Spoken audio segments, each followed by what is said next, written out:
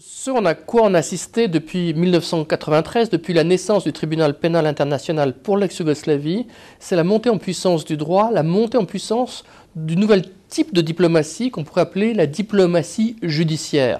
Avant, traditionnellement, il y avait le temps de la guerre, puis le temps de la paix et éventuellement le temps des poursuites des criminels de guerre. Aujourd'hui, on se trouve dans une situation radicalement différente puisque l'ordre classique des relations internationales est bouleversé. La justice peut intervenir dans le temps même de la guerre. Et évidemment, ça crée énormément de tensions. Comment faire la paix lorsque les leaders sont eux-mêmes des gens qui ont commis des actes, des crimes contre l'humanité, par exemple. Et donc, il y a une tension entre les processus de paix et les processus de justice, et c'est ce que j'ai voulu examiner. La justice internationale n'est pas tel un cosmonaute qui pourrait se libérer des lois de la pesanteur politique. La justice internationale existe dans le monde et donc dans un monde traversé par les rapports de force. Elle ne peut pas s'en abstraire, ce qui ne veut pas dire qu'elle n'a pas d'autonomie. Elle a une autonomie, mais en même temps, elle a besoin de la collaboration des États. Elle a besoin de la collaboration des États pour avoir des éléments de preuve. Elle a besoin de la collaboration des États pour appréhender des inculpés.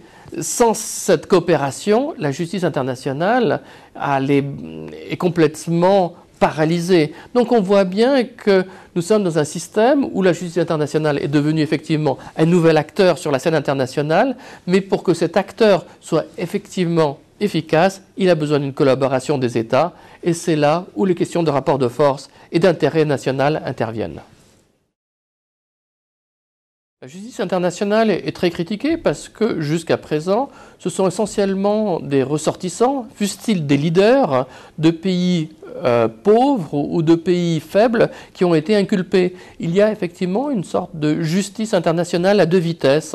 On le voit bien avec la Cour pénale internationale où les trois grandes puissances au sein du Conseil de sécurité, la Chine, la Russie, les États-Unis, n'ont pas ratifié les statuts.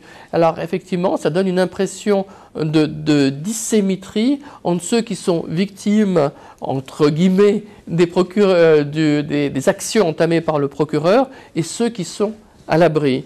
Et de manière pour moi emblématique, il y a un exemple très clair qui s'est produit sous l'administration Bush, où la Serbie et la Croatie étaient menacées de sanctions si elles ne collaboraient pas avec le tribunal pénal international pour l'ex-Yougoslavie, mais l'administration Bush, dans le même temps, les menaçait de sanctions aussi si la Serbie et la Croatie ratifiaient les statuts de la Cour pénale internationale dont l'administration Bush ne voulait pas.